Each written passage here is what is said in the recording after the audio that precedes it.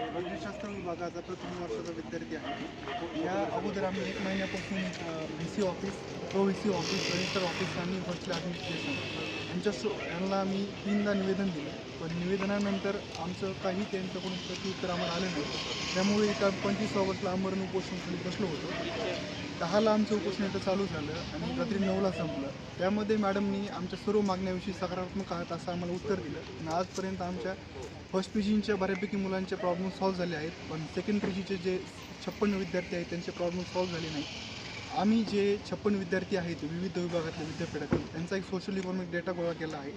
त्यानुसार जी माहिती समोर येत आहे की त्याच्यामध्ये टोटल मुलांची संख्या ऑल कॅटेगरीमध्ये 20 आहे आणि मुलींची संख्या 36 आहे. टोटल 56 आहेत. त्याच्यामध्ये जर त्यांचं बॅकग्राऊंडचा जर विचार केला तर पहिल्या पिढीतले 48 शिकणारे जे पहिल्या पिढीतले इथं आलेले आहेत आणि सेकंड जनरेशनमधले 8 आहेत. त्याच्यात शेतमजूर आणि कामगार चे मुलं 46 आहेत डबल PG करणार आणि गव्हर्नमेंट जॉबमध्ये 3 आणि प्रायव्हेट जॉबमध्ये 6 आहेत.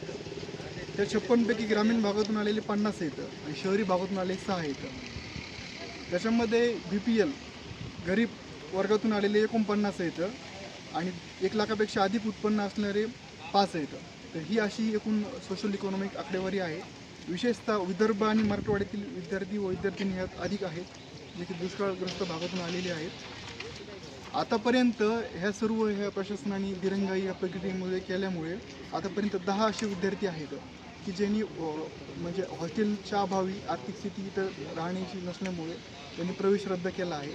आणि इथं आम्ही सगळे 12 विद्यार्थी सध्या आहोत. आम्ही इथं जर आम्हाला हॉस्टेल नाही देण्यात आलं तर आम्ही इथं प्रवेश रद्द करू आणि ह्या प्रक्रियेतून ड्रॉपआउट म्हणून जाऊ. तर एकंदरीत ही अशी स्थिती आहे. आम्ही याच्या अगोदर निवेदन कित्येकदा दिली, आमरण उपोषणही केलं आणि शेवटी इथं विविध प्रशासकाशी बोलल्यानंतर हे समजलं की हा निर्णय मॅनेजमेंट काउन्सिलने घेत नाही. त्यामुळे आम्ही इथं पोहोचलो आहोत. जर याच्यावर काही जर उपाययोजना केली नाही तर यावर आम्ही तीव्र स्वरूपाचं आंदोलन करू.